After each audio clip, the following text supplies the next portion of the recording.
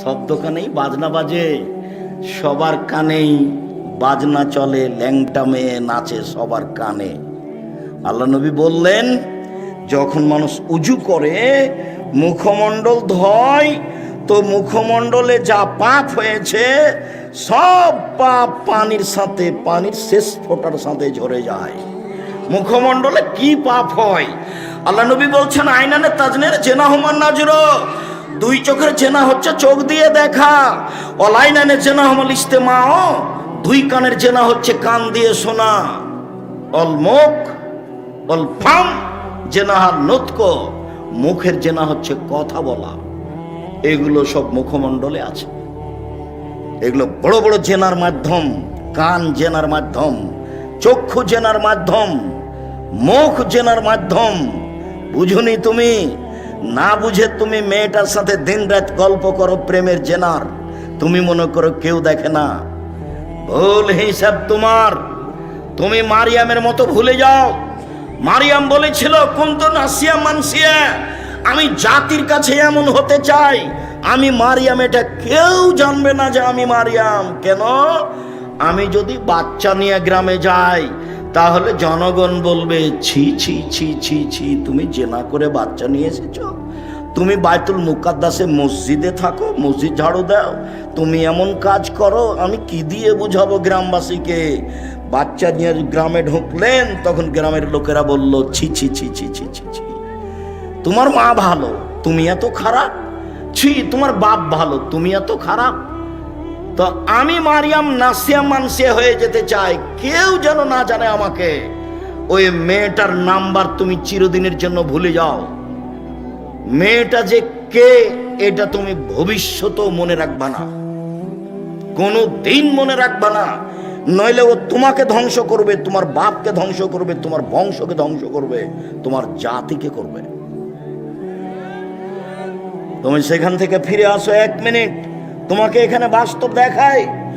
জুলাইখায় দরজা বন্ধ করেছিল সব।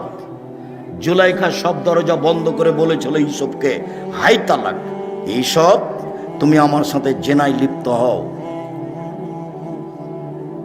তখন এইসব বলেছিলেন, মাযাল্লাহ, আমি আল্লাহর কাছে আশ্রয় চাচ্ছি। বলো কি তুমি? ইন্নাহু রাব্বি আহসানা মাসায়া, আরে তোমার স্বামী আমার মালিক, আমাকে ভালো থাকতে দিয়েছেন, আমাকে ভালো খেতে দিয়েছেন, আমি এই অন্যায় কেমনে করি? তোমার স্বামী আমার মালিক। জুলাইখা, তোমার স্বামী আমার মালিক, আমাকে ভালো থাকতে দিয়েছেন, ভালো খেতে দিয়েছেন, আমি ওই অন্যায় কেমনে করতে পারি? মাযাল্লাহ, আমি আল্লাহর কাছে আশ্রয় চাচ্ছি। এই বলে তিনি দিলেন দৌড়। তখন দরজা খুলে বের হয়েছেন, এটা বোঝা যায় না। তিনি যখন শেষ দরজায় বের হয়েছেন, পিছনে আছে জুলাইখা, সামনে পড়ে গেল জুলাইখার স্বামী। এক জায়গায় 3 জন।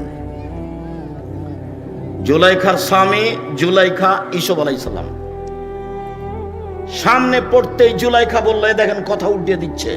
জুলাইখা বলল, এই দেখেন, আপনি যাকে বাড়িতে রেখেছেন সে আপনার স্ত্রীর সাথে জেনা করতে চায়। এত খারাপ মানুষ আপনি বাড়িতে রাখেন, এর কি শাস্তি হতে পারে? আরে আপনি কি শাস্তি উল্লেখ করবেন? আমি জুলাইখা বলছি, একে যথাযথ পিটন দিতে হবে, নইলে জেলখানায় বন্দি করতে হবে। 12 বছর জেল হলো।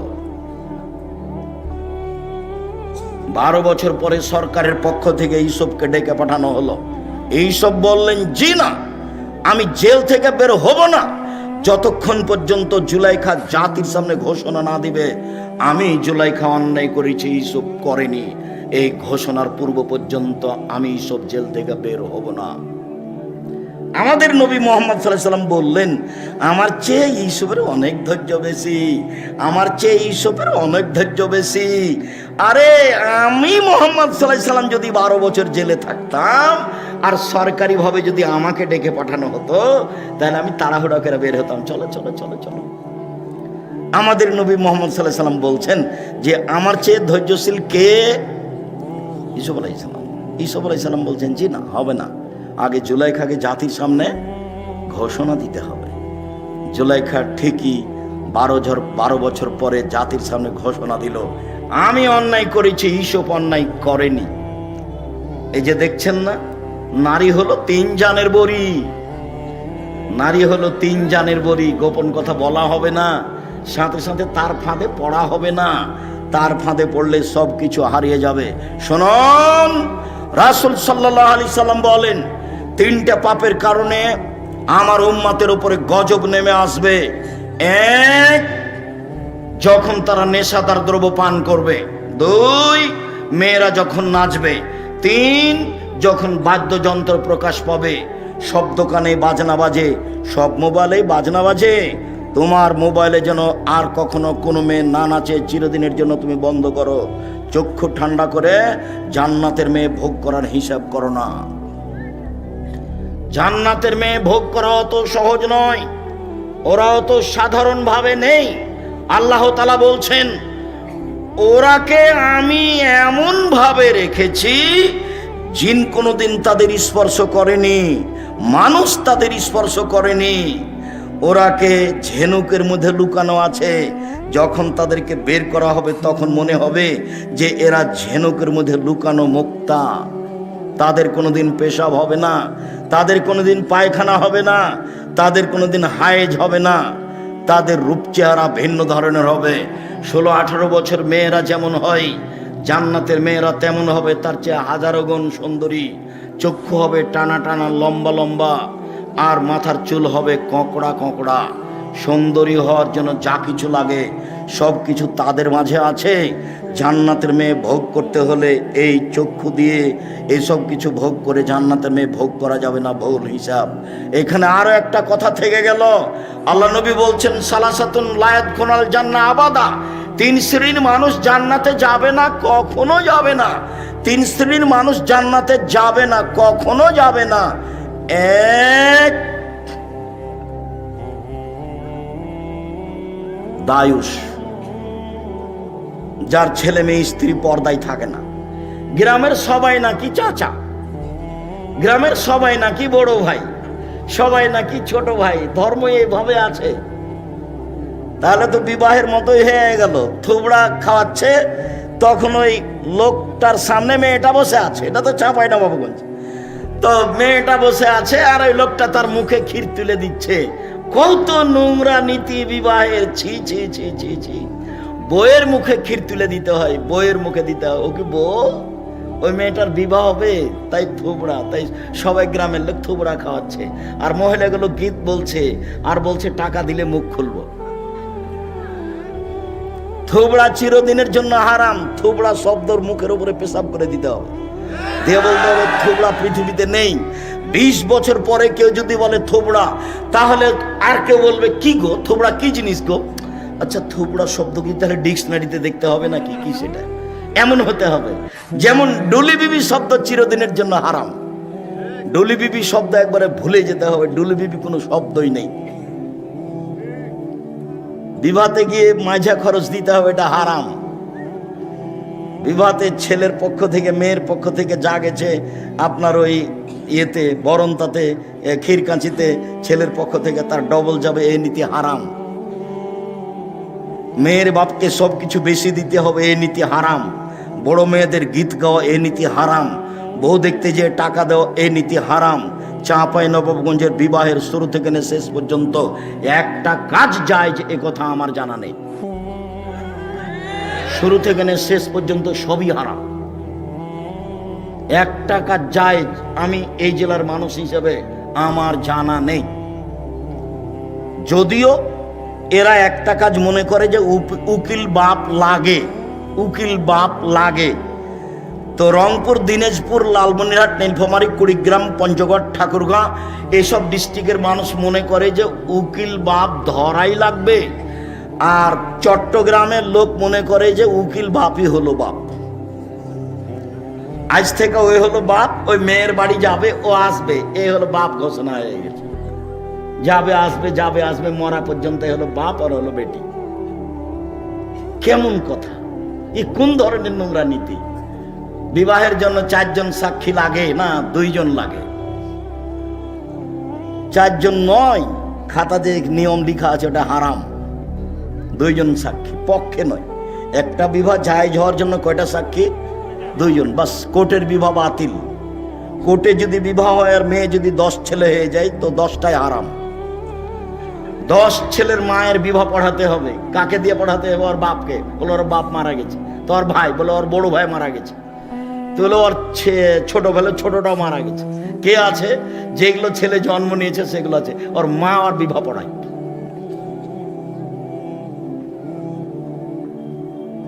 বিবাহ পড়াতেই হবে। কোর্টের বিবাহ বাতিল, কোর্টের বিবাহ বাতিল, কোর্টের বিবাহ বাতিল। আমি বলিনি, ও কথা মুহাম্মদ সাল্লাল্লাহু আলাইহি ওয়াসাল্লাম বলেছেন।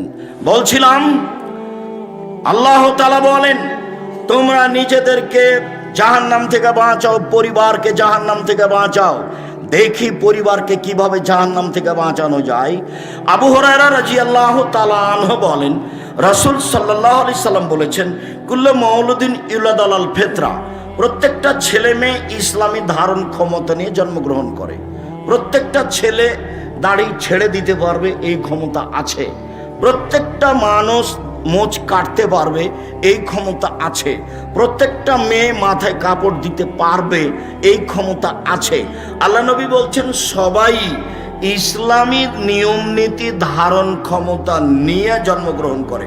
ফাবু ইউহাবেদানিহি, তার বাপ মা তাকে ইহুদি করে দেয়। ইমাজ্জেসানিহি, তার বাপ মা তাকে আগুন পূজক করে দেয়। ইনাসরানিহি, তার বাপ মা তাকে খ্রিস্টান করে দেয়। বাপ মা ছেলে মেয়েকে যেভাবে গড়ে তুলে সেইভাবে গড়ে উঠে। চাঁপাই নবাবগঞ্জের ভাষাতে সঙ্গ দোষে লোহা ভাসে। এটাই হলো বুখারী মুসলিমের হাদিসের তরজমা। সঙ্গ দোষে লোহা ভাসে। এবার তুমি বলো, মেয়েটা ক্লাস 10-এ পড়ে, তার মাথায় কাপড় নেই, এই কাজটা কে করেছে? ওর মা। আমি বলছি ওটা ওর মা নয়, ওটা ওর সৎ মা। ওর মা বলবে, মাথায় কাপড় নিতে বাইরে না, কোথায় যাচ্ছিস? দাঁত ভেঙে দেবে একবারে। ওর মা সব সময় গরম হয়ে থাকবে তার বাচ্চার উপরে। হ্যাঁ, কোথায় গেছিলি এখন? এতক্ষণ গেছিলি কোথায়? ও তো পাহারাদার, আল্লাহ রাসূল বলছে। সঙ্গ দোষে লোহা ভাসে, এটা বুখারী মুসলিমের হাদিসের সারমর্ম কথা। বাপ মা যদি ইহুদি হয়, ছেলে মেয়ে ইহুদি হয়ে গড়ে উঠবে। বাপ মা যদি খ্রিস্টান হয়, ছেলে মেয়ে খ্রিস্টান হয়ে গড়ে উঠবে।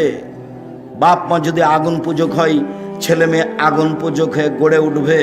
শুনুন, অনেকদিন বলা আছে, 2টা মেয়ে একসাথে জন্ম নিয়েছে, দুইজনই সুন্দরী, দেখতেও ভালো, মেধাও ভালো, একই সাথে জন্ম নিয়েছে, যমজ। একজনের বিবাহ হয়েছে কথার কথা আওয়ামী লীগের ছেলের সাথে, আর একজনের বিবাহ হয়েছে বিএনপি ছেলের সাথে। দুই বোনে এখন আর কথা বলে না। একসাথেই থাকতো, একসাথেই চলতো, একসাথেই খেত। ওর প্রতিক্রিয়া এর ভিতরে ঢুকেছে, ওর প্রতিক্রিয়া এর ভিতরে ঢুকেছে। এটাই শেষ পর্যন্ত হাদিস এরকমই থাকবে। এক খেয়ালে চেয়ে থাকবেন, আমি আপনার সাথে আছি কিছুক্ষণ। সম্মানিত দিনী ভাই বোন, আবু হুরায়রা রাদিয়াল্লাহু তাআলা আনহু বলেন, রাসূল সাল্লাল্লাহু আলাইহি সাল্লাম বলেছেন, কুল্লু নাফসিম মিন বানি আদম সাইয়্যিদ, আদম সন্তানের পুরুষ নারী সবাই দায়িত্বশীল। সবাই নিজের নিজের নিজ নিজ দায়িত্ব পালন করবে। আদম সন্তানের সবাই দায়িত্বশীল। তাহলে বাপ আর রাজুল সাইয়্যিদ ফি বাইতি আহলিহি, বাপ হচ্ছে তার পরিবারের উপরে দায়িত্বশীল। বাপ হলো তার পরিবারের উপরে দায়িত্বশীল। ওয়াল মারআতু সাইয়্যিদাতু বাইতিহা, আর মহিলা হচ্ছে বাড়ির দায়িত্বশীলা। আল্লাহ নবী যখন বাপের কথা বললেন তখন বললেন পরিবার, আর যখন মায়ের কথা বললেন তখন বললেন বাড়ি। বাড়িটা সাজগোজ করে রাখবে মা, বাড়িটা সুন্দর করে গুটিয়ে রাখবে মা, ছেলে মেয়েকে দেখাশোনা করবে মা, স্ত্রী সহ পুরো পরিবার কন্ট্রোল করবে বাপ। ও হলো এই পরিবারের মালিক। আর একজন কি করলো সেটা আপনার দেখার প্রয়োজন নেই। আপনি কি করছেন, আপনি পরিবারকে জাহান্নাম থেকে রক্ষা করুন, আপনি পারবেন। ছেলের দাড়ি চাঁচা আছে, জবাব আপনাকে দিতে হবে। ছেলের টাকনো নিচে প্যান্ট আছে, জবাব আপনাকে দিতে হবে। আপনার বাড়িতে একটা নিয়ে এসেছেন পট, বাচ্চার পায়খানা করা পট, সেটা হলো ঘোড়া, জবাব আমি দিব। এই বাড়িতে তো ফেরেশতা আসবে না, আপনি এই পট কিনলেন কি করে? এই পট যদি আমাদের বাড়িতে যায় তাহলে প্রথমত মাথাটা কেটে দেওয়া হবে, যদি না হয় ফেরত দেওয়া হবে, যদি না হয় তাহলে মাটিতে পুঁতে দেওয়া হবে। আপনার স্ত্রী কি দায়িত্ব পালন করে? আপনার স্ত্রী একটা প্লেট কিনেছে, তাতে আছে চিংড়ি মাছ, ও নাকি শিক্ষিতা। আপনার স্ত্রী একটা আয়না কিনেছে, আয়না হলো রুই মাছ। আপনার স্ত্রী একটা তরকারির বাটি কিনেছে, সেটা হলো কাতল মাছ। কি বুঝাতে চাচ্ছেন আপনি আমাকে? আপনার শোকে যে কাঁকড়া সাজানো আছে, আপনার স্ত্রী অ্যালবামে ছবি ছেলে মেয়ের রেখেছে, বাপ মায়ের রেখেছে, এ শিক্ষিতা নয়। একজন অশিক্ষিতা মহিলা এ পরিবার কন্ট্রোল করতে পারে না, আপনিও পারবেন না। আপনি আপনার পরিবারের দায়িত্ব পালন করেন না। আপনার বাড়িতে কার্টনওয়ালা গেঞ্জি গেল কেন? আপনার ছেলের গায়ে কার্টন আছে, দেখা যাচ্ছে ছবি মানুষের, দিনরাত ঘুরে বেড়াচ্ছে, চোখে পড়ে না? আপনার স্ত্রী আপনার বাচ্চার পায়জামাটা প্যান্টটা রোজ ধুয়ে দিচ্ছে, প্যান্টটা টাকানোর নিচে যায়, সেটাও দেখতে পায় না। ও যে দায়িত্বশীল, কি দায়িত্ব পালন করে? আপনি যে দায়িত্বশীল, কি আপনি দায়িত্ব পালন করেন? সম্মানিত দিনী ভাই বোন, আব্দুল্লাহ ইবনে ওমর রাদিয়াল্লাহু তাআলা আনহু বলেন, এই ছেলে বসো, অল্প সময়, আপনি বিরক্ত হয়ে আমাকে কষ্ট দিবেন না। আর আমি তাফসির মাহফিল করতে আসিনি যে আপনি বাদাম খাবেন আর আমি কেসা কাহিনী বলবো, এরকম কাজ আমি করি না। আর তাফসির মাহফিলের কথাটা আসতে আপনার সাথে আমি একটা কথা বলে রাখছি, আমি আব্দুর রাজ্জাক বিন ইউসুফ আপনার বাড়ির মানুষ। আমি চাঁপাইনবাবগঞ্জের মানুষ, মানে আমি আপনার বাড়ির মানুষ, আপনার বাড়ির মানুষ আমি হতে চাই। আপনি উপেক্ষা করে কিছু করলে জবাব আপনাকে কিয়ামতের মাঠে দিতে হোক, এটা আমি চাই না। শুনুন, আল্লাহ রাসূল বললেন, পৃথিবীর মানুষ বাল্লিগু আন্নী ওয়ালা আয়া, আমার একটা কথা জানা থাকলে অন্যকে বলো। পৃথিবীর মানুষ, আমার একটি কথা জানা থাকলে অন্যকে বলো। দুই, ও হাদিসু আন বানি ইসরাঈল ওয়ালা হারাজ, বানি ইসরাঈলের কাহিনী বলো, কোনো দোষ নেই। বানি ইসরাঈলের কাহিনী বলো, কোনো দোষ নেই।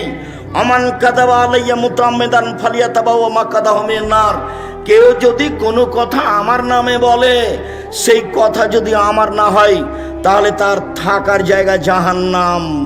পাগড়ি যত বড়ই হোক, জুব্বা যত বড়ই হোক, রেহাই হবে না। আপনি যেই কথাটা মুখ দিয়ে বললেন, যেই কথাটা কলমে লিখলেন, সেটা যদি নবীর না হয়, তাহলে আপনার থাকার জায়গা জাহান্নাম। জেনা করে জাহান্নামে গেছে এ কথা নয়, সুদ খেয়ে জাহান্নামে গেছে এ কথা নয়, মানুষকে মেরে জাহান্নামে গেছে এ কথা নয়, জুলুম অত্যাচার করে জাহান্নামে গেছে এই কথা নয়। ধর্মের নামে একটা কথা বলেছে যেটা রাসূলের নয়। আমি আপনাকে শতদিন বলেছি, আমার চাচাতো ভাই চাঁপাইনবাবগঞ্জ শহরের ওই পাশে বক্তব্য শুনতে এসে আমাকে বাড়িতে গিয়ে বলছে যে তাফসির যে করলো, সে কি তাফসির, ওগুলো তোরা জানিস না। ভাইজান কি বললো? ও ছাড়, ওগুলো তোরা পারবি না। আচ্ছা বলেন, আমি একটু শুনি, কি করলে একটু বলেন না। তখন বলছে, জীবনে ওই সব তাফসির শুনিসনি। আচ্ছা শুনিনি বলেন তো। বলছে যে আদম আলাইহিস সালাম ঘুম থেকে উঠে দেখেন পাশে একজন সুন্দরী মহিলা। তো আদম আলাইহিস সালাম হাত বাড়ালেন, তখন ফেরেশতা বলছেন থামেন। তো আদম আলাইহিস সালাম বলছেন কেন? তাহলে মোহর দিতে হবে। মোহর আবার কি? তো বলছে যে মুহাম্মাদের নামে 10 বার দুরূদ পড়ে দিতে হবে, সেইটা হলো মোহর। আল্লাহ বলছেন যে আদম আলাইহিস সালাম সবচেয়ে বড় শিক্ষিত পৃথিবীতে। কেন? আল্লাহ বলছেন আমি আদমকে কি করেছি, সব কিছু শিখিয়ে দিয়েছি। এমন কোনো কিছু পৃথিবীতে ছিল না, এখন নেই, কিয়ামত পর্যন্ত হবে না, যেটা আদম জানতেন না। আদম আলাইহিস সালাম পৃথিবীতে সবচেয়ে বড় শিক্ষিত। এত বড় শিক্ষিত মানুষ বউখান কিভাবে হালাল করতে হবে সেটাই জানেন না। মোহর না দিয়েই হাত বাড়াতে গেলেন, ফেরেশতা বললেন থামেন। আদম আলাইহিস সালাম বললেন, কেন মোহর দিতে হবে?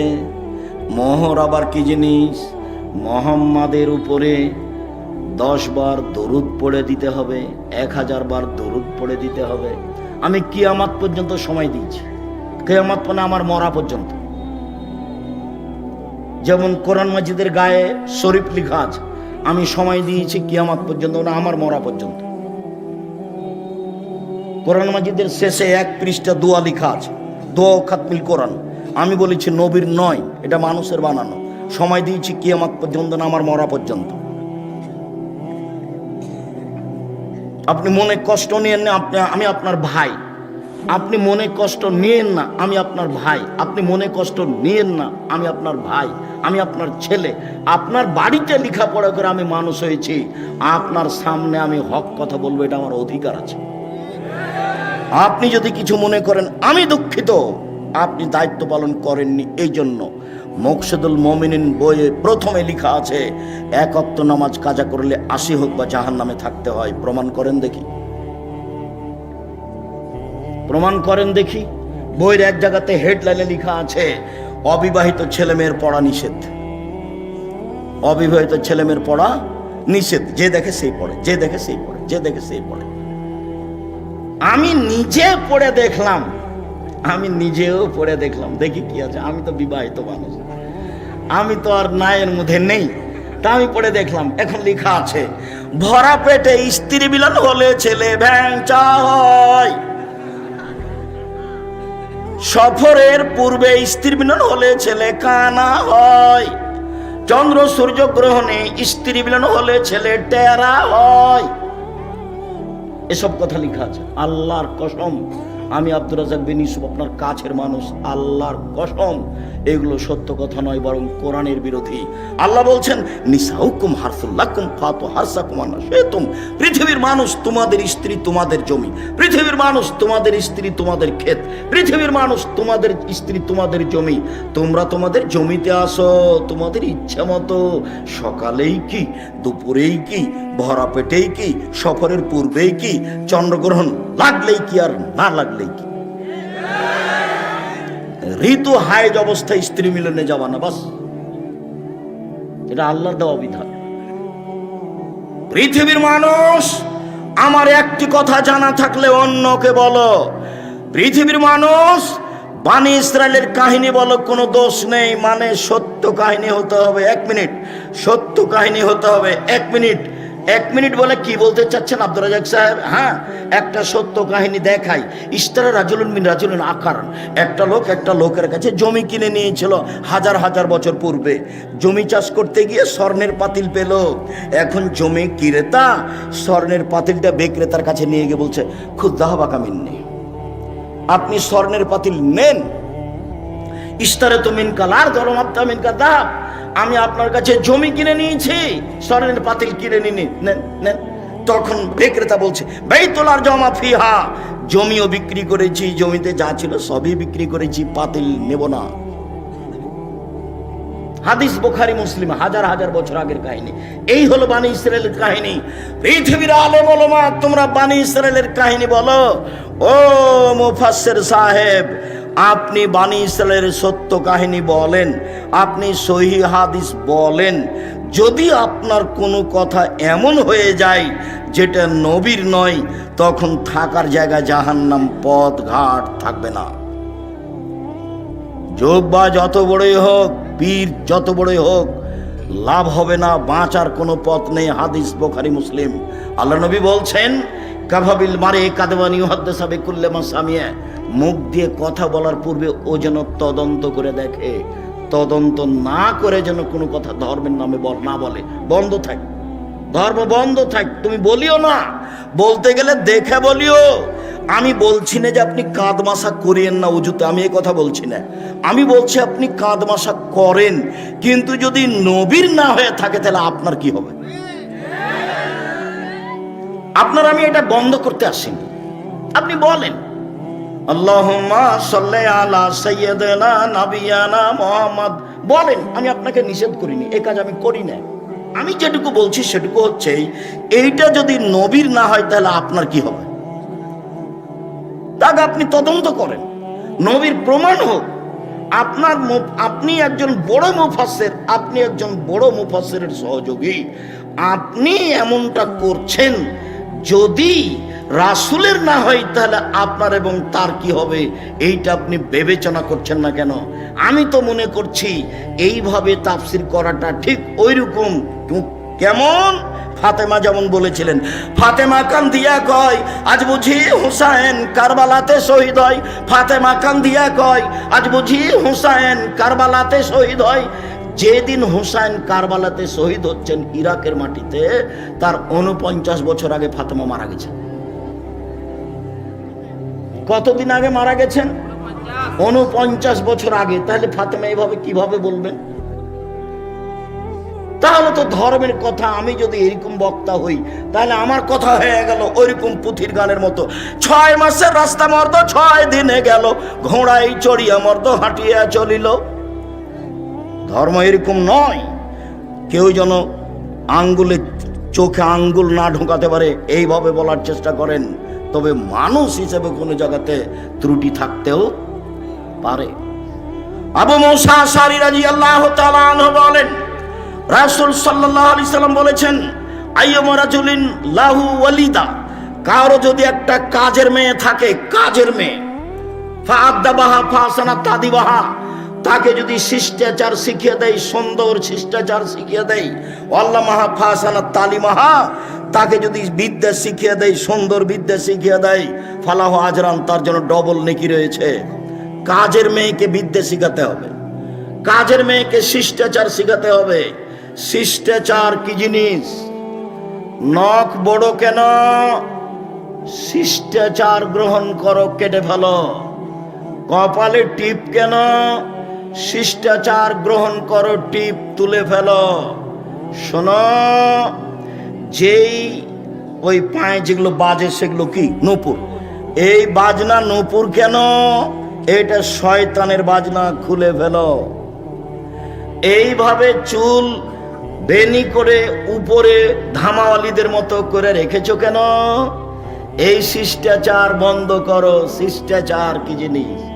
শিষ্টাচার কি জিনিস? আম্মু বাড়ি থেকে বের হলে আমাকে সালাম দিয়ে বের হও, শিষ্টাচার।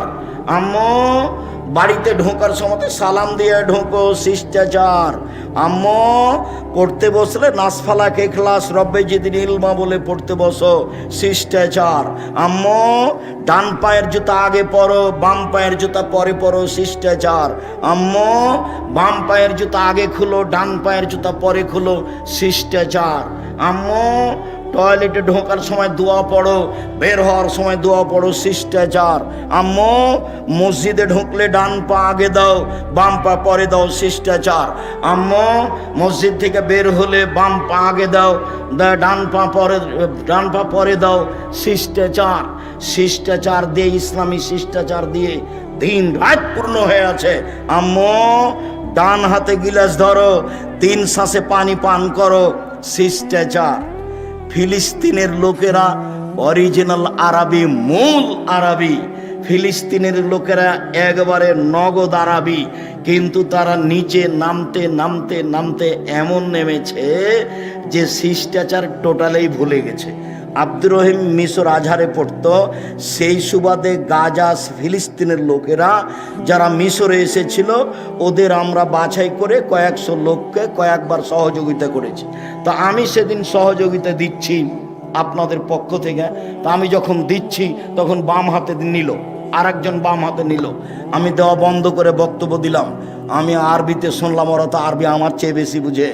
যখন বললাম বাম হাত হলো শয়তানের জন্য, ডান হাত হলো রাসূল বলছেন খাওয়ার জন্য, পবিত্রতার জন্য। আয়েশা রাদিয়াল্লাহু আনহা বলছেন রাসূলের ডান হাত খানটা পবিত্র কাজের জন্য, খাওয়ার জন্য, আর বাম হাত খানটা লেখালা এই পেশাব পায়খানার জন্য, অমিন কাদারা, আর যে খারাপের ময়লার জন্য। ওরা একবারে গুলগুলা হয়ে বুঝলো আরবি, ওরা তো আরবিতেই জন্ম। এবার বললাম নেন, তখন বাম হাত বাড়িয়ে গেল। কেন বলেন তো? আদাত, অভ্যাস।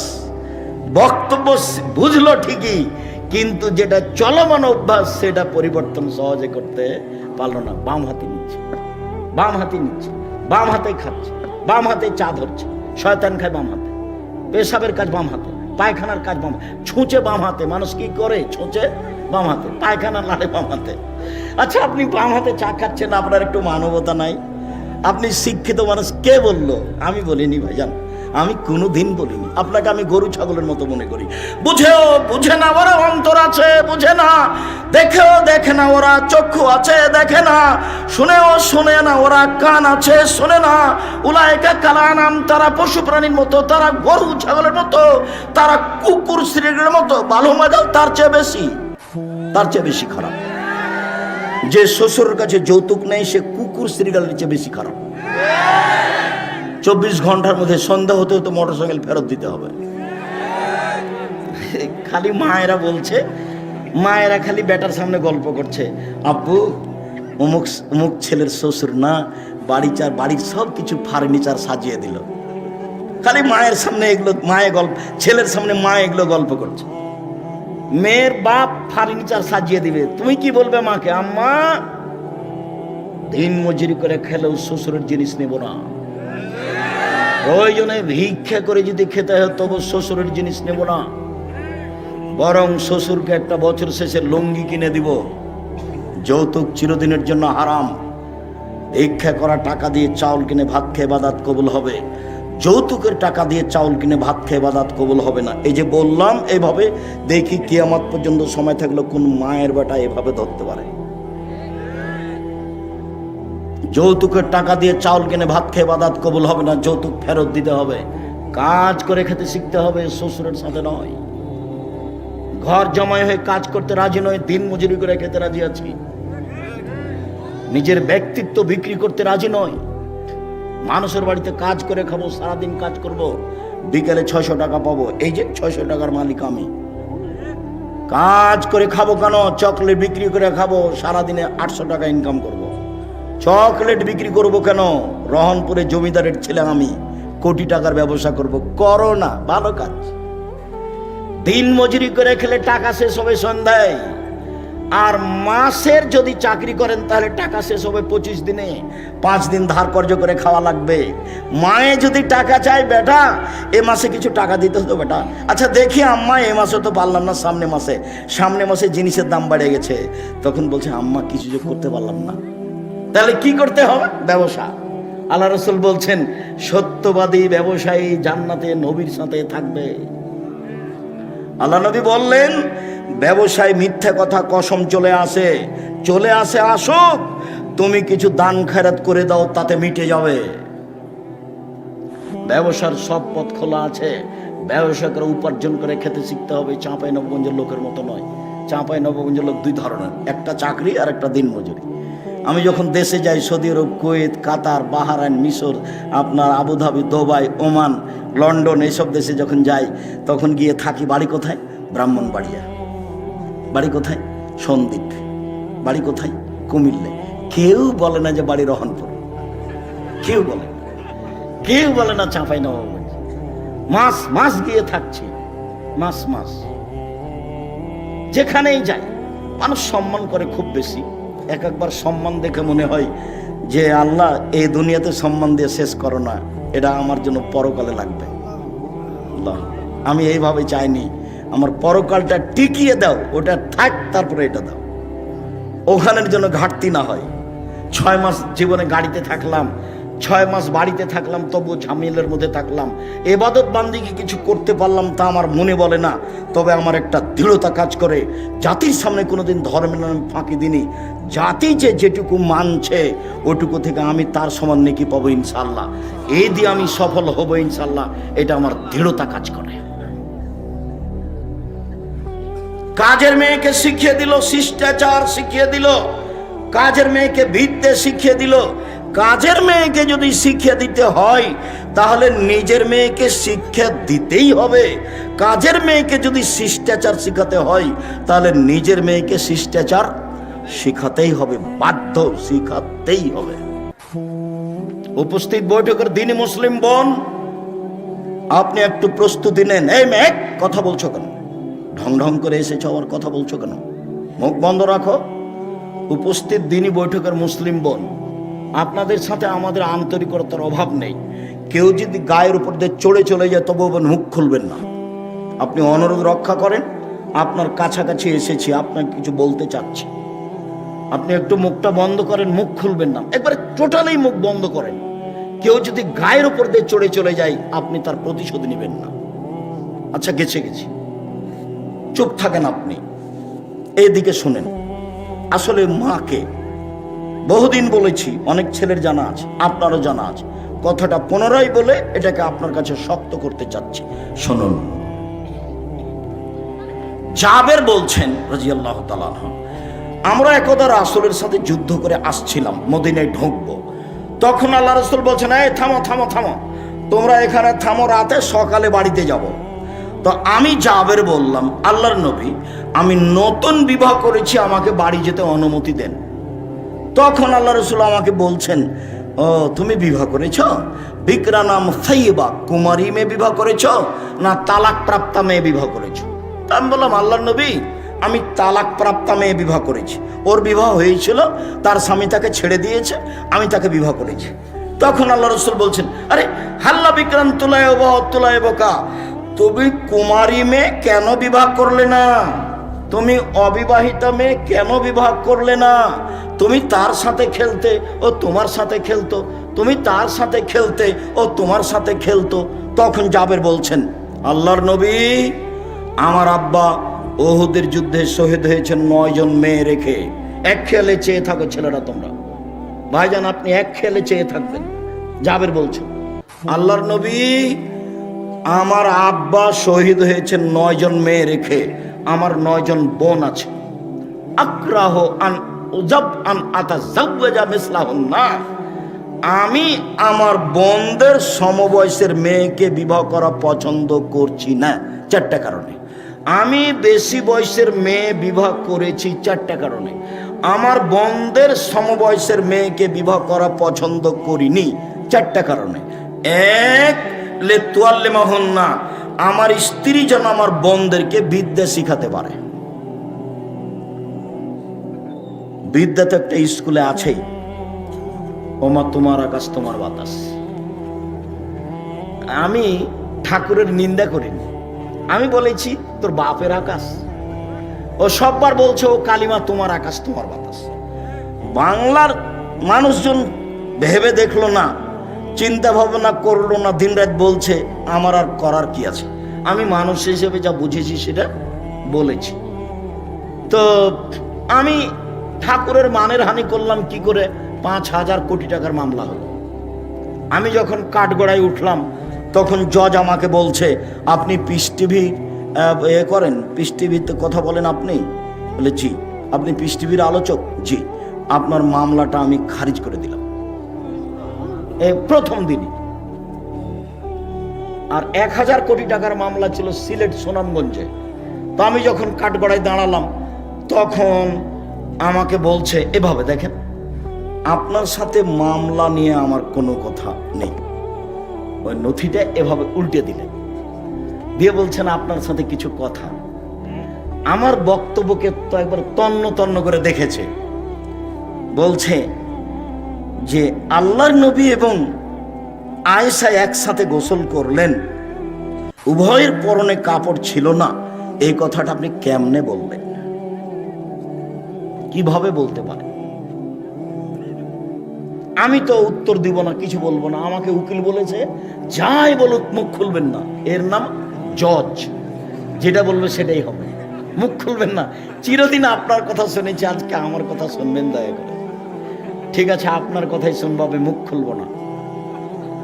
বলছে 1 বালতি গরুর পেশাবে কাপড় ভিজিয়ে দিলে তাতে সলাত হবে, এই কথা আপনি কেমনে বললেন? হোসেন আহমদ মাদানি শিরক করেছেন ডালিম গাছের নিচে বুখারী পড়িয়ে, আপনি এ কথা কেমনে বললেন? কথা কিন্তু হুবহু এরকম নয়, মানে কম বেশ করে বলা হচ্ছে। তো 16 মিনিট কথা বলার পরে একটানা 16 মিনিট কথা বললেন, আমি মুখ খুলিনি।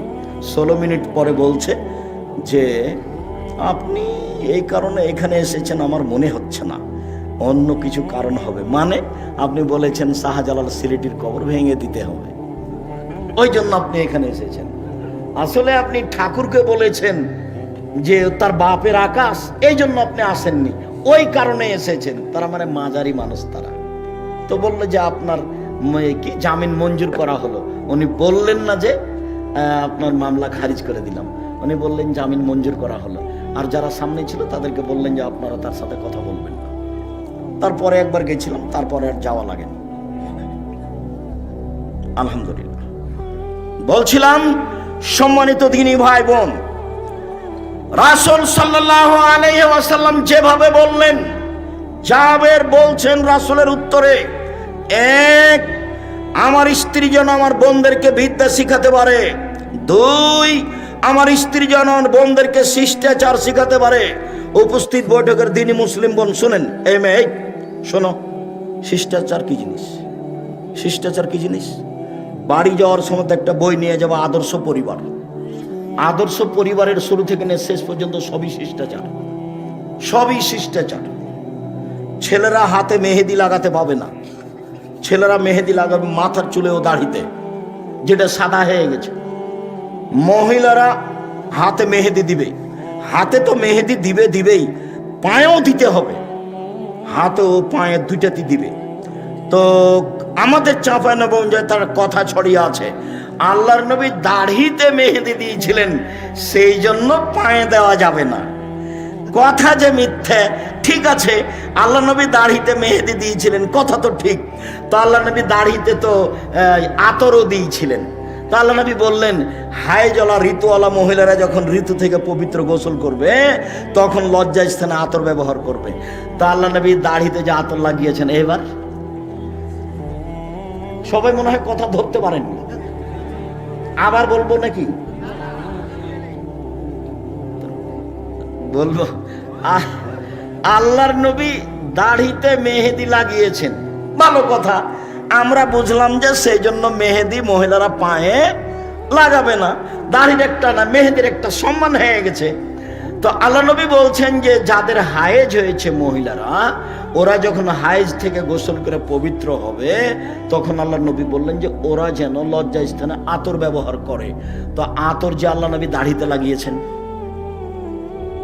এইবার তার মানে হলো এই লজ্জা স্থানে না লাগানো জিনিস, দাড়িতে লাগানো জিনিস লজ্জা স্থানে চলে, সেটা যদি চলে তো পায়ে কেন চলে না? কথা এরকম নয়, কথা হলো এরকম যে দাড়ি পেকে গেলে মেহেদি লাগাতে হবে। মেহেদি একটা জিনিস, এর মান বাড়লো কমলো এটার বিবেচনা করা যাবে না। আতর হচ্ছে একটা জিনিস, পুরুষেরা গায়ে হাতে মুখে মাথায় লাগাবে, আর মহিলারা ফরজ গোসলের পরে, ঋতু থেকে গোসলের পরে লজ্জা স্থানে লাগাবে। এটা হলো রাসূলের নিয়ম, আদেশ। এইটাতে আতরের মান বেড়ে গেল, এই কথা ভুল। এখন একটা ছাগলের বাচ্চা কুকুরের দুধ খেয়ে বড় হয়েছে। তখন মৌলানা সাহেবকে জিজ্ঞাসা করেছে, মৌলানা সাহেব এই ছাগলের গোস্ত খাওয়া যাবে কিনা? তখন মৌলানা সাহেব বলছে, এটা কথা হলো নাকি? হ্যাঁ, ওটা কুকুরের গোস্ত, কুকুরের দুধ খেয়েছে, ওটা হারাম। তো বেকায়দা হয়ে গেল। তাহলে পশু প্রাণীর উপরে কি কোরআন হাদিসের বিধান আছে? পশু প্রাণীর উপরে কোরআন হাদিসের কোনো বিধান নেই। ও পায়খানা খেয়ে বড় হোক, না হলে ঘাস খেয়ে বড় হোক, ওটা পশু প্রাণী। ওর জন্য প্রজনন পদ্ধতি, গবাদি পশুর উন্নয়ন ষাঁড় দিয়ে করতে হবে, এটা ভালো। ষাঁড় দিয়ে যদি না করেন, তার উন্নয়নের জন্য যত পথ আছে সবই করেন, কেননা তার উপরে কোনো কোরআন হাদিস প্রযোজ্য হবে না। এটা ভুল হিসাব। সম্মানিত দ্বীনী ভাই বোন, বলছিলাম রাসূল সাল্লাল্লাহু আলাইহি ওয়াসাল্লাম মুখের উপরে জাবের বললেন, এক, আমার স্ত্রী যেন বিদ্যা শিখাতে পারে।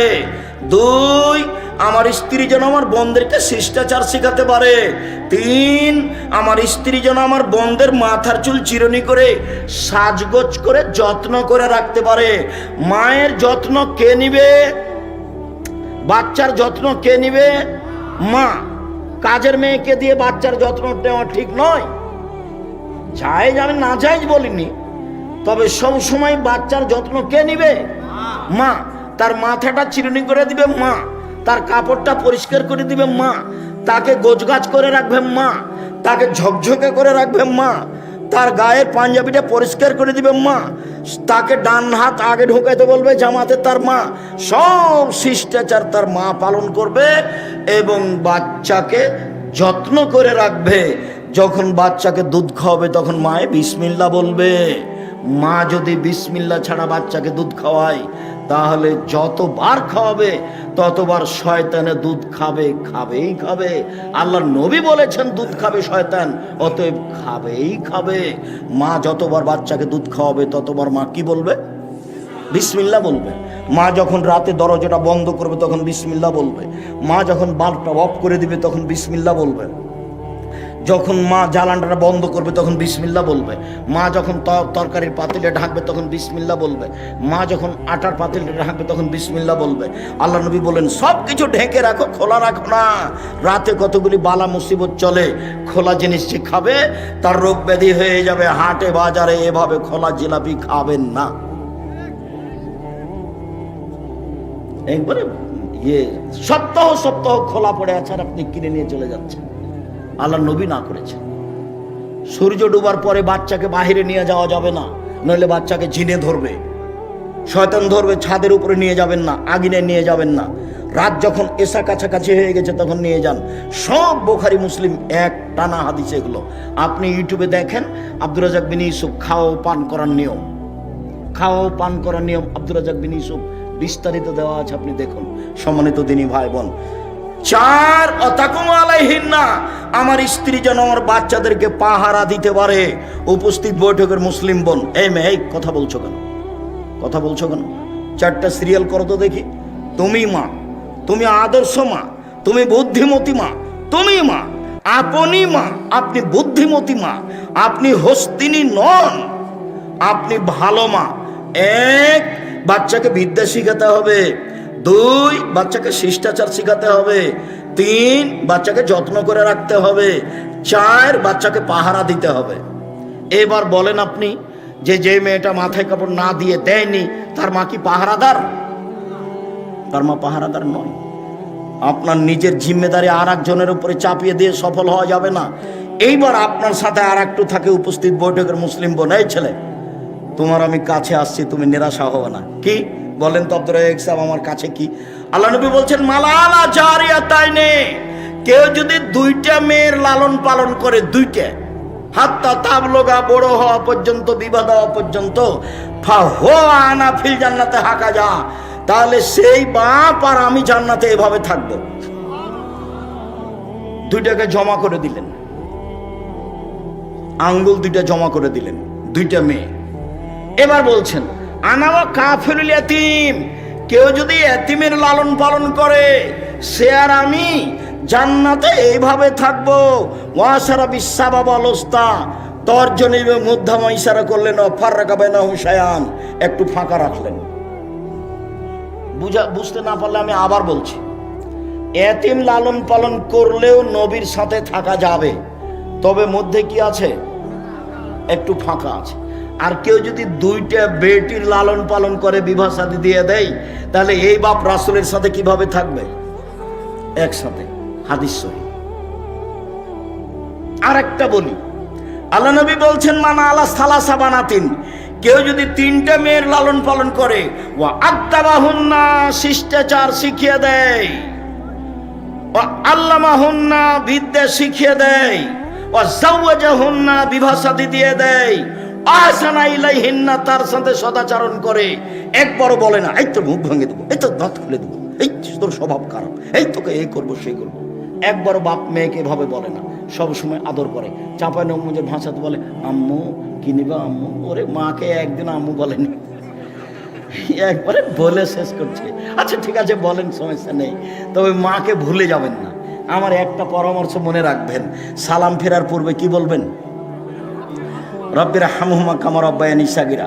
আর একটা কথা মধ্য বলে নি, যেটা ভারী আর এটা সহজ, সেটা হলো এই, একজন সাহাবী এসে বলছেন আল্লাহর নবী, আমার পিতা মারা গেছেন, ও তারাকা মালান, টাকা পয়সা ছেড়ে গেছেন, অলাম ইউসিনি, আমাকে কোনো উপদেশ দিয়ে যাননি। আ উকাফিরু সায়াতাহু আতাসাদ্দাকু আনহু, আমি যদি তার নামে দান করি তার পাপ মিটে যাবে কি? কালা নাম। আল্লাহ রাসূল বললেন হ্যাঁ। তিনি বললেন না বড় পাপ, তিনি বললেন না ছোট পাপ, তিনি বললেন তুমি দান করলে তোমার বাপের নামে তোমার বাপের পাপ মিটে যাবে। আল্লাহ নবী, আমার মা হঠাৎ মারা গেছেন, লাউ তাকাল্লামাত তাসাদ্দাকাত, আমার মা কথা বলতে পারলে দান করতেন, আমি যদি আমার মায়ের নামে দান করি ওলাহ সওয়াব, তার কি নেকি হবে? তার নাম। আল্লাহ রাসূল বললেন হ্যাঁ। সব বুখারী মুসলিমের হাদিস। তাহলে মরা বাপ মায়ের নামে একটা থাকলো দোয়া আর একটা থাকলো দান।